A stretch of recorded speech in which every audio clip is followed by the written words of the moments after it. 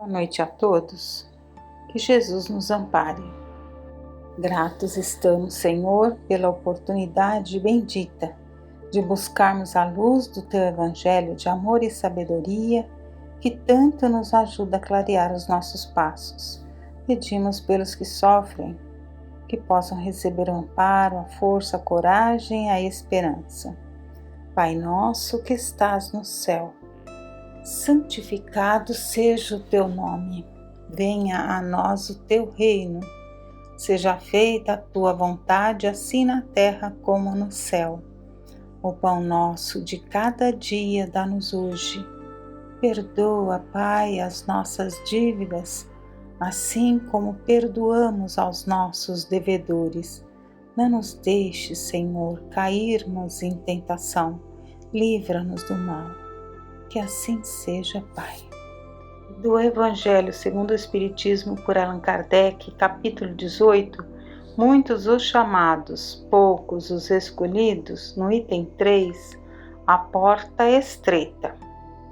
Entrai pela porta estreita, porque larga é a porta, e espaçoso o caminho que leva à perdição, e muitos são os que entram por ela. Que estreita é a porta e que apertado o caminho que leva para a vida, e quão poucos são os que acertam com ela. Mateus capítulo 7, 13 e 14. Diante destas palavras de Jesus, nos perguntemos: em que momentos nos surge esta porta estreita? Que momentos da nossa vida? No item 5 deste capítulo, Kardec explica: a porta da perdição é larga, porque as más paixões são numerosas e o caminho do mal é o mais frequentado. A da salvação é estreita, porque o homem que deseja transpô-la deve fazer grandes esforços para vencer as suas más tendências, e poucos se resignam a isso. Completa-se a máxima: são muitos os chamados e poucos os escolhidos. E do livro No Mundo Maior, psicografado por Francisco Cândido Xavier, o espírito André Luiz, no capítulo 13, nos fala sobre psicose afetiva, onde ele conta sobre uma jovem que está sendo considerada quase suicida, uma irmã quase suicida, devido ao que lhe aconteceu. Eles vão encontrá-la em convulsivo pranto, dominada por desespero e incoercível. E aí o orientador Calderaro diz: pobrezinha, não lhe faltará divina bondade. Tudo preparou de modo a fugir pelo suicídio esta noite. Entretanto, as forças divinas nos auxiliarão a intervir. Algo aconteceu a essa jovem, ela está em desespero, e os espíritos amorosos estão tentando ajudá-la. Vejam que a Deus, não é? O Pai amoroso permite que esses espíritos venham nos ajudar nesses momentos tão difíceis, de dores tão intensas na nossa vida. E André Luiz então passa a contar que Antonina era abnegada companheira de luta, órfã de pai desde muito cedo. Iniciou-se no trabalho remunerado aos 8 anos para sustentar a genitora e a irmãzinha. Passou a infância e a primeira juventude em sacrifícios enormes, ignorando as alegrias da fase risonha de menina e moça. Aos 20 anos, perdeu a mãezinha, então arrebatada pela morte, e não obstante seus formosos ideais femininos, foi obrigada a sacrificar-se pela irmã em vésperas de casamento. Realizado este, Antonina procurou afastar-se para tratar da própria vida. Muito cedo verificou, porém, que o esposo da irmãzinha se caracterizava por nefanda viciosidade. perdido nos prazeres inferiores, entregava-se ao hábito da embriaguez diariamente, retornando ao lar em hora tardia, a distribuir pancadas, a vomitar insultos. Sensibilizada ante o destino da companheira, nossa dedicada amiga permaneceu em casa, a serviço da renúncia silenciosa, aliviando-lhe os pesares e auxiliando-a a criar os sobrinhos e a assisti-los. Corriam os anos, tristes e vagarosos, quando Antonina conheceu certo rapaz necessitado de arrimo, a sustentar pesado esforço para manter-se nos estudos. Identificavam-se pela idade e pela comunhão de ideais e de sentimentos. Devotada e nobre, correspondeu-lhe a simpatia, convertendo-se em abnegada irmã do jovem. A companhia dele, de algum modo, projetava abençoada luz em sua noite de solidão e sacrifício ininterruptos. Repartindo o tempo e as possibilidades entre a irmã, 4 pequeninos sobrinhos e o copartícipe de sonhos fulgurantes, consagrava-se ao trabalho redentor de cada dia, animada e feliz, aguardando o futuro. Vemos até aqui o sacrifício de Antonina desde pequena pela sua família, mas aguardando o futuro. Sonhava também em ter um lar, seus filhinhos, que fosse um lar singelo e pobre, mas suficiente para caber a felicidade de 2 corações para sempre unidos diante de Deus. Todavia, Gustavo, um rapaz que se valeu de sua amorosa colaboração durante 7 anos consecutivos, ali para que ele pudesse estudar, ela o ajudou. Após a jornada universitária, sentiu-se demasiado importante para ligar seu destino ao da modesta moça. Independente, titulado agora, passou a notar que Antonina não era, fisicamente, a companheira que seus propósitos reclamavam.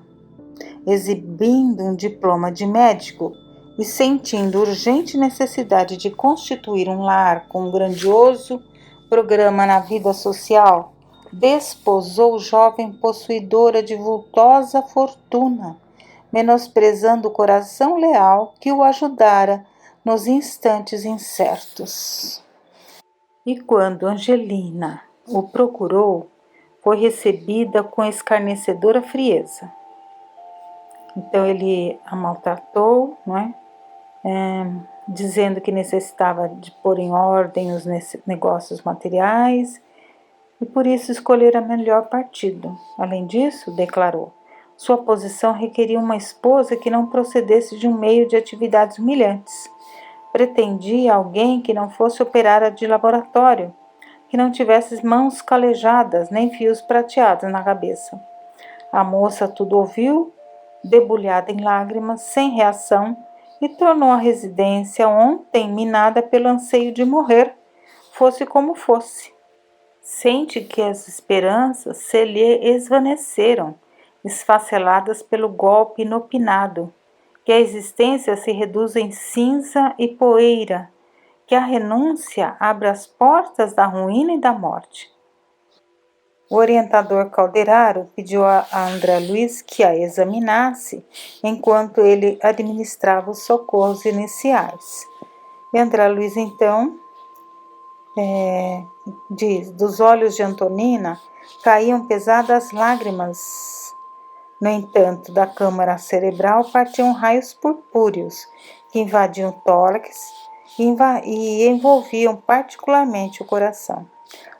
Torturantes pensamentos baralhavam-lhe a mente, registrando-lhe os secretos apelos, compungia ouvir-lhe os gritos de desespero e as súplicas ardentes. André Luiz agora acompanha os pensamentos da jovem. Seria crime amar alguém com tal excesso de ternura? Onde jazia a justiça do céu, que lhe não premiava os sacrifícios de mulher dedicada à paz doméstica? Aspirava a ser alegre e feliz, como as venturosas companheiras de sua meninice. Anelava a tranquilidade do matrimônio digno, com a expectativa de receber alguns filhinhos concedidos pela bondade infinita de Deus. Seria aspiração condenável sonhar com a edificação de modesto lar, com a proteção de um companheiro simples e bondoso, quando as próprias aves possuíam seus ninhos? Não trabalhara sempre pela felicidade dos outros? Por que desconhecidas razões a relegara Gustavo ao abandono?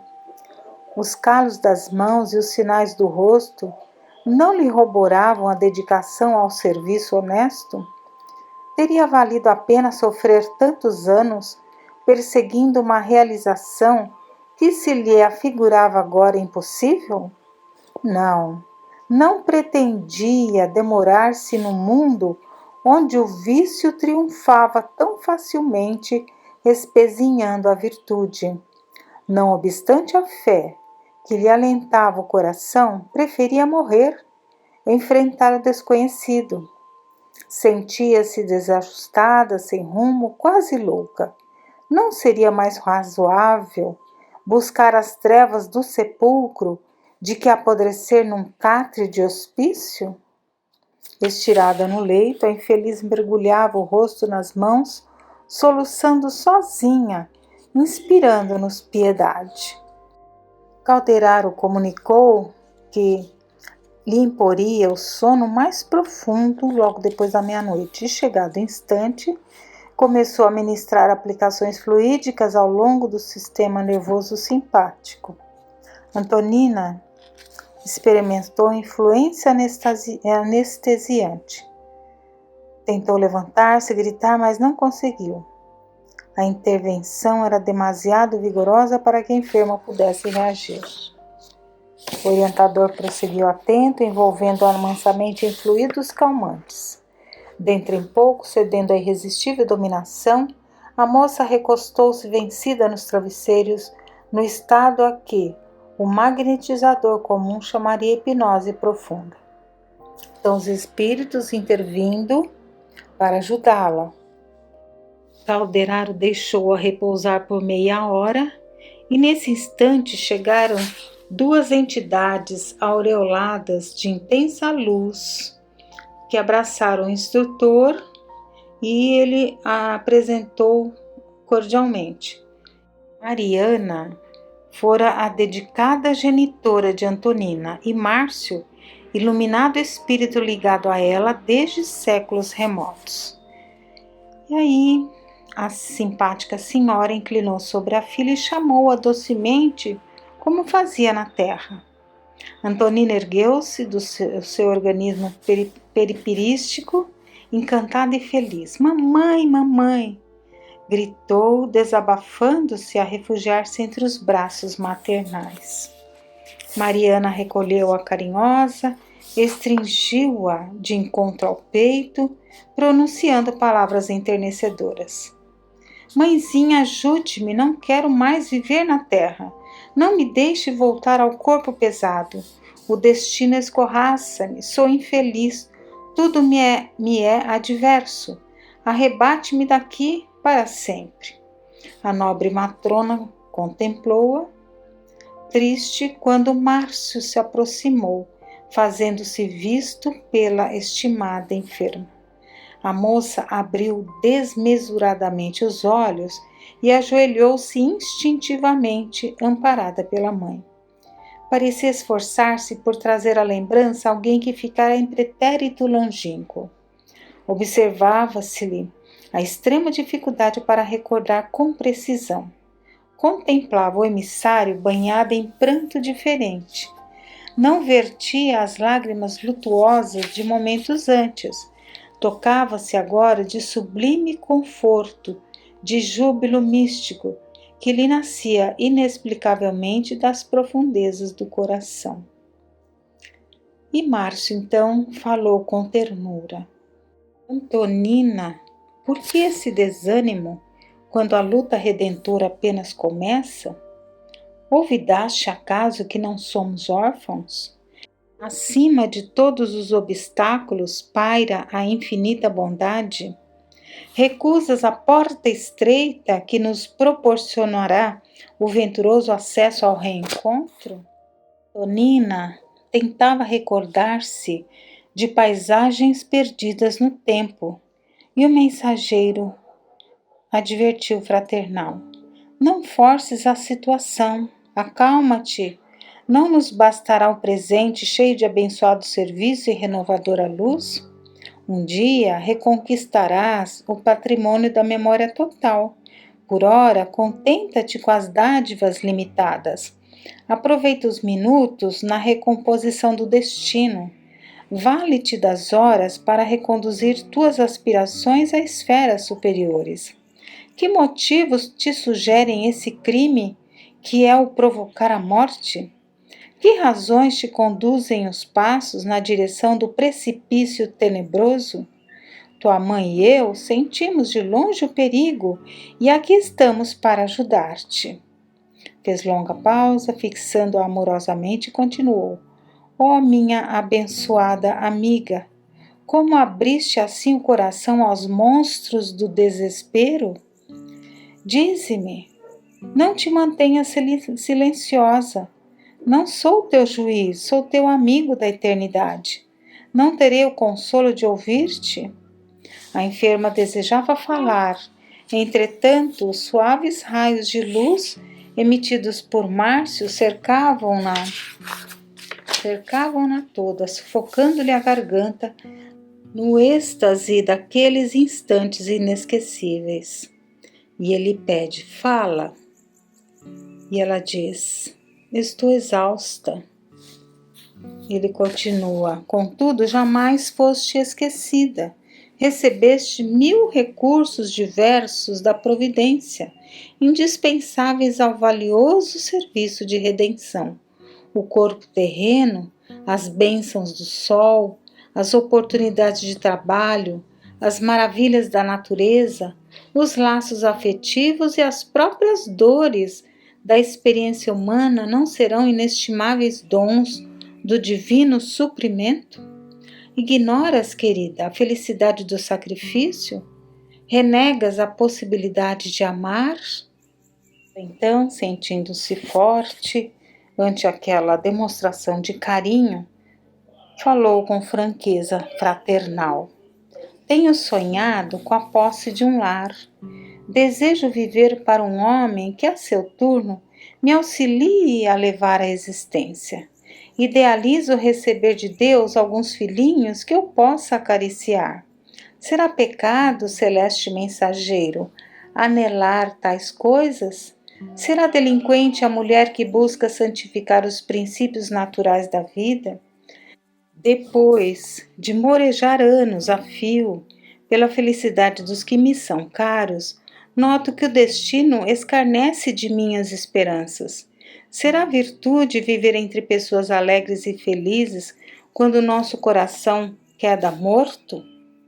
Márcio, ouvindo-a fraternalmente, afagando-lhe as mãos, evidenciando suas altas aquisições de verdadeiro amor, acrescentou mais compreensivo e mais terno: abnegada amiga, não permitas que a sombra de algumas horas te empane a luz dos séculos por vindouros. É possível, Antonina, que te sintas tão lamentavelmente só quando o Supremo Senhor te concedeu o sublime lar no mundo inteiro? A humanidade é nossa família. Os filhinhos da dor nos pertencem. Reconheço que transitórias humilhações do sentimento te laceram a alma, que desejarias arrimar-te ao carinhoso braço de um companheiro digno e fiel. No entanto, querida, é da vontade do Senhor que recebas por enquanto as vantagens que pode ser encontradas na solidão.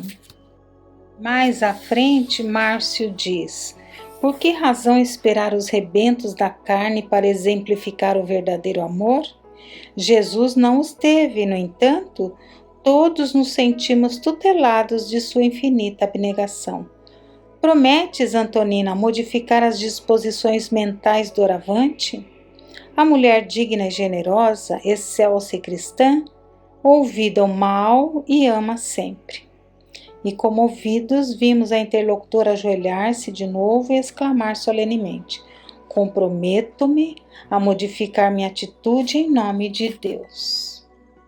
E após receber jatos de luz que tocaram-lhe o perispírito e também até o corpo, Antonina foi levada pela mãezinha e o companheiro da espiritualidade superior para agradável e repousante excursão. E Calderaro, pelas primeiras horas da manhã, a auxilia a retomar o corpo físico. André Luiz então observa o despertar de Antonina, que não se recordava do que acontecera durante a noite, mas sentia-se inexplicavelmente reanimada e quase feliz. E um dos pequenos sobrinhos penetrou o aposento chamando-a. A tia generosa contemplou enlevada. Alguma energia prodigiosa que lhe não era dado conhecer religara-a ao interesse pela vida. Achou indizível contentamento no sol que atravessava a vidraça.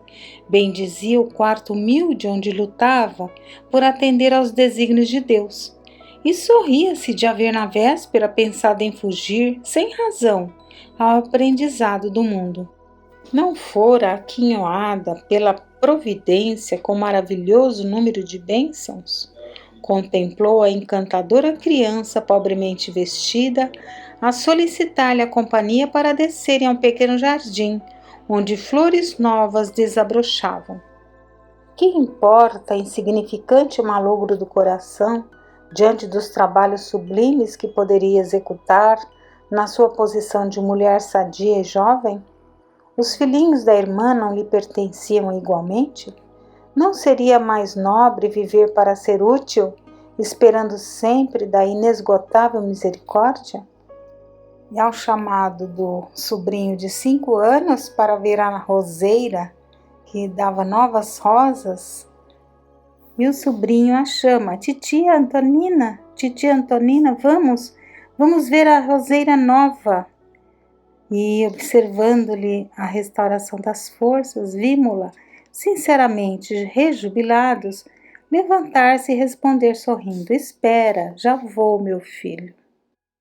Como é importante reconhecermos que a nossa felicidade depende de nós mesmos e também ver claramente o objetivo de nossa vida, para que renascemos. Temos muito a realizar em nosso favor e em favor de nossos semelhantes. E nos momentos mais difíceis, possamos nos lembrar da porta estreita de que nos falou Jesus. Que Deus nos abençoe.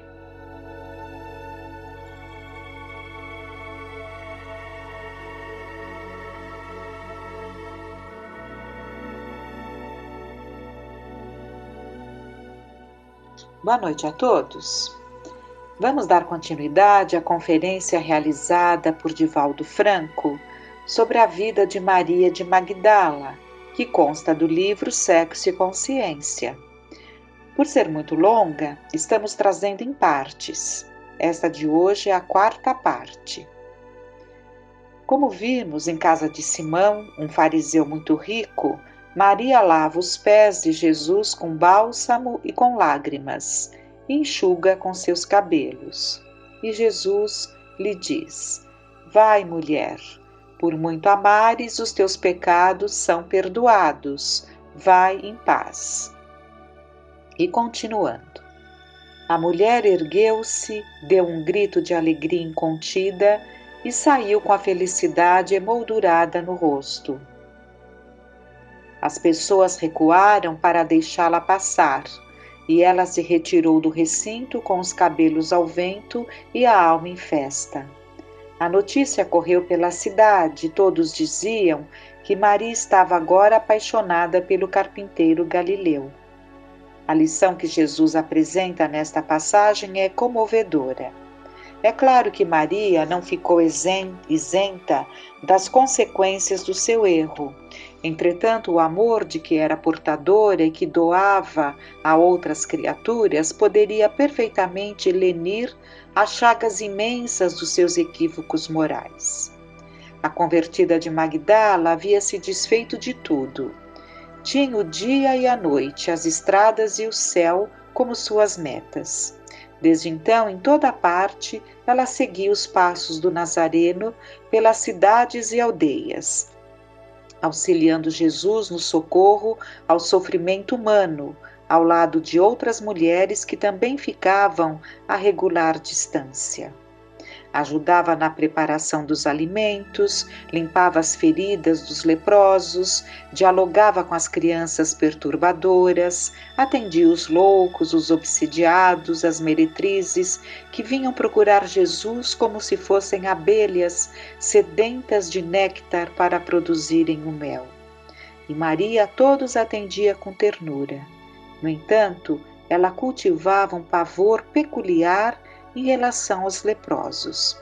Aquelas carnes que se transformavam em rosas rubras e entravam em decomposição apavoravam-na. A imagem de asco consubstanciada na velha tradição de que o leproso era imundo produzia-lhe uma inevitável sensação de horror. Um ângulo interessante deve ser destacado nessa análise.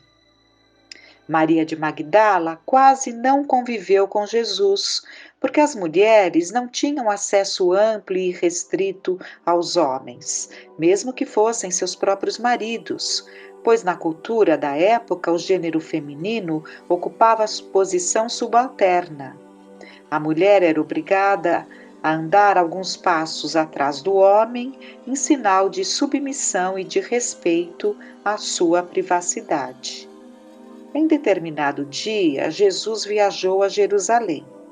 Na ocasião, estava sendo realizado um festival de primavera, e todos os que o acompanhavam cantavam pelas estradas, até que o grupo entrou triunfalmente na cidade.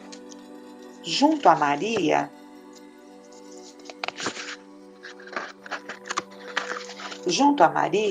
estava um grupo de amigas que o seguiam, entre as quais se encontrava Joana, a esposa de Cusa, oficial romano enviado de César. Sempre me chamou a atenção um detalhe da chegada de Jesus em Jerusalém, que me foi elucidado pelo espírito Joana de Ângeles. O mestre mandou buscar um jumento e entrou pela porta formosa, sendo estrondosamente aplaudido pela massa humana. As mulheres atiravam-lhe o péplo, que é a túnica, os mantos, ao mesmo tempo em que colocavam tapetes para que o celeste mensageiro passasse. Mas, na verdade, Jesus estava sentado sobre o animal e não tocava o solo, pois estava suspenso em sua montaria. Seus pés não entraram em contato com nenhuma das honrarias fúteis que lhe foram oferecidas pela multidão. Por essa razão, conforme esclareceu Joana, na verdade, era o jumento que estava sendo homenageado. O mestre não aceitou as oferendas que eram filhas da ignorância e do imediatismo. Suspenso no ar, no lombo do animal, ele está colocado entre a terra e o céu, como aconteceu posteriormente na cruz, uma vez que Jesus é a ponte entre a criatura e o seu Criador. Jesus entrou na cidade em triunfo, mas um triunfo prenunciador da tragédia. Todos nós recordamos do que aconteceu depois: o beijo de Judas após traí-lo, a negativa de Pedro por 3 vezes, o julgamento de Anás, Caifás, Herodes e Pilatos, o engano e a troca por Barrabás, a via dolorosa pelas ruas tortuosas de Jerusalém em direção aos muros que conduziam para fora da cidade, onde se erguia um morro de aproximadamente 15 metros de altura, denominado Calvário, que significa Monte da Caveira, O nome se deriva da sua aparência peculiar. O monte ficava fora dos muros da cidade para ser utilizado na execução dos criminosos. Mesclada com a multidão, Maria acompanhou Jesus em todos esses momentos fatídicos. Jesus, tombando, carregava uma cruz que deveria pesar aproximadamente 50 quilos, segundo alguns pesquisadores. O prisioneiro havia recebido chicotadas nas pernas, no tórax, nas costas, com o objetivo de lhe tirar as forças. As feridas estavam abertas em chaga viva e com o sangue coagulando. Desfalecente, ele caiu 3 vezes ao peso da madeira, avançando para o seu destino final. Permaneciam ao lado do mestre algumas mulheres audaciosas. Maria, a de Jerusalém, Maria, a de Nazaré, sua mãe, e uma terceira Maria, a de Magdala. Ainda estavam próximas Verônica e Joana de Cusa, a mulher do tetrarca, alto funcionário de Herodes Antipas. Muitas mulheres piedosas foram gentilmente chamadas para prestar solidariedade naquele instante difícil. Mas essas eram as mais corajosas, que enfrentaram o machismo seguindo na triste caravana, acompanhando o condenado de perto até a crucificação. Elas estavam diante de Jesus quando ele foi erguido e o seu corpo tombou sobre a cruz fincada no solo. As farpas da estrutura de madeira penetraram-lhe pelas costas, dilacerando-as ainda mais. O próprio peso do corpo acentuou a transfixação do material perfuro cortante. Ele foi atado à tora horizontal e fixado com pregos que lhe perfuraram os pulsos, na região da articulação entre a mão e o antebraço.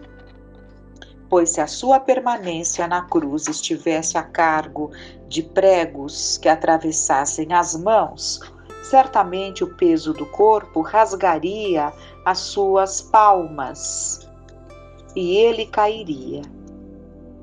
Encostado na tora vertical, sempre que escorregava um pouco, mais o tórax sofria compressão e a dificuldade de respirar tornava-se mais intensa, causando asfixia dolorosa.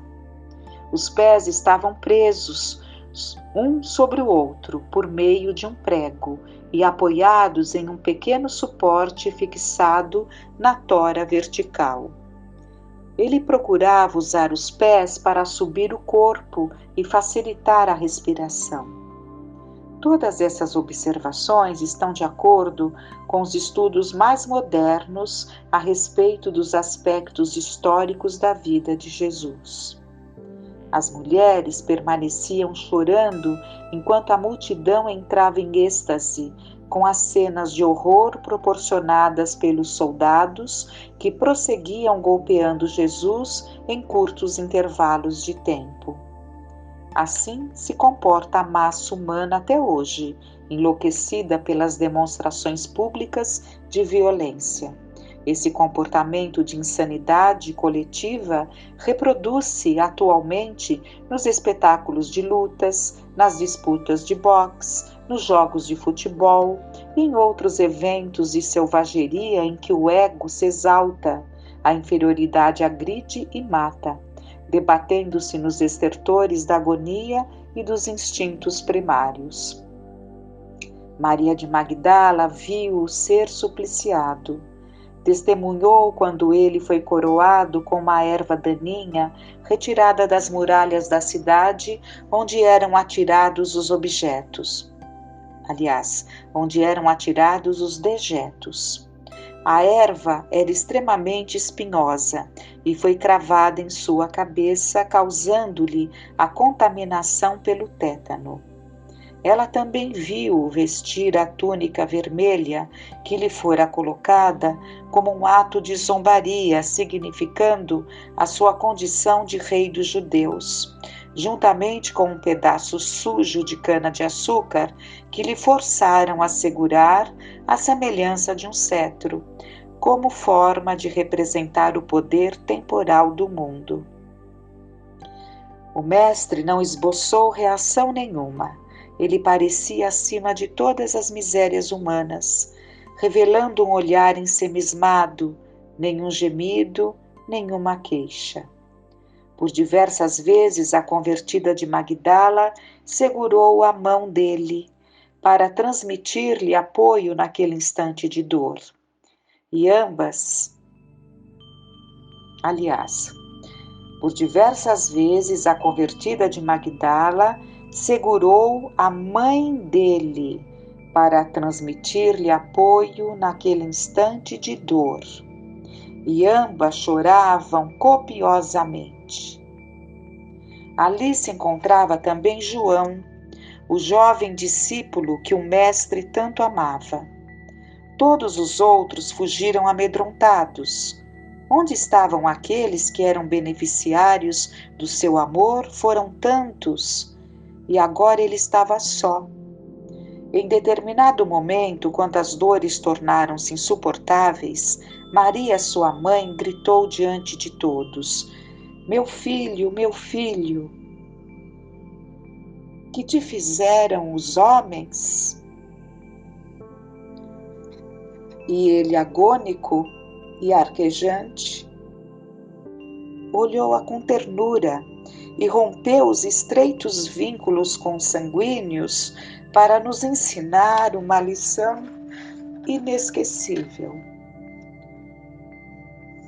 Mulher, eis aí o teu filho. E olhando para João, aquele belo rapaz que tinha entre 16 e 18 anos e que se lhe manteve fiel, asseverou com bondade: filho, eis aí a tua mãe. No bojo dessa sentença, nascia o sublime conceito da família universal. Os vínculos da consanguinidade que ele relativizou quando questionou quem é minha mãe e quem são meus irmãos, estavam agora diluídos na fraternidade que deve ter vigência entre todos nós. É a partir daquele momento que Maria de Nazaré passou a ser a mãe de todas as criaturas. A ex-meretriz viu quando Jesus deu o último grito e a sua cabeça pendeu. Ela também quis gritar, mas a voz estava estrangulada na garganta. Ajoelhou-se diante dele e a tarde se fez noite, com um temporal que estrugiu em meio a relâmpagos e trovões. A terra estremeceu. Por fim, Jesus desligou-se do corpo. Tiraram-no da cruz e sepultaram-no numa cova recentemente escavada em uma rocha até então intocada, que José de Arimateia, seu admirador discreto do Sinédrio, mandara fazer especialmente para ele mesmo. Os apóstolos e outros que o acompanhavam retornaram à cidade, dirigindo-se ao lugar exato da última ceia. Todos estavam desolados. Tomé disse aos irmãos do apostolado: ele nos abandonou miseravelmente. Tiago lamentava. Pedro arrependia-se de o haver negado e João chorava ao lado de Maria de Nazaré. Eles tinham medo das perseguições que estavam sendo articuladas naquele momento. O Sinédrio encontrava-se reunido para deliberar. A massa humana desvairada estava sedenta de sangue, de violência e de loucura.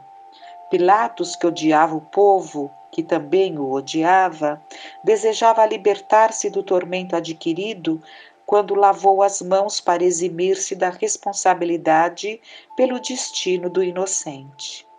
Por isso, ele desenvolveu um transtorno obsessivo-compulsivo que o fazia lavar as mãos constantemente. Seu destino foi trágico, pois ele suicidou-se mais tarde no exílio, quando morreu o imperador Tibério e ele caiu em desgraça política. Aqueles eram dias de angústia, porque os discípulos não conseguiam compreender o que acontecera. Esperavam um Messias para reinar na terra, embora Jesus sempre se referisse ao reino dos céus. Nós, seres humanos, somos quase todos assim, escravos declarados do imediatismo. No terceiro dia, antes que a madrugada atingisse a noite com seu pincel de luz, Maria de Magdala, Pedro, João e algumas outras mulheres foram ao sepulcro para embalsamá-lo com substâncias próprias, ao mesmo tempo em que desejavam depositar incenso no ambiente como era convencional. Quando os visitantes chegaram, perceberam que a sepultura estava aberta. A pedra redonda utilizada para moer grãos de trigo e que servia para selar o túmulo estava removida. A sepultura era cavada na rocha e dentro dela fazia-se uma cova escavando o chão. Estava localizada no lado oposto daquele pequeno monte onde ele fora crucificado. Maria olhou e viu naquela cova apenas o lençol que cobria o seu corpo, juntamente com o lenço que ficava em volta da cabeça para fechar a boca do cadáver. Ela concluiu que alguém lhe havia roubado o corpo e perguntou a si mesma: onde estavam os guardas de Herodes Antipas? Onde estavam os guardas que Herodes Antipas havia colocado à porta?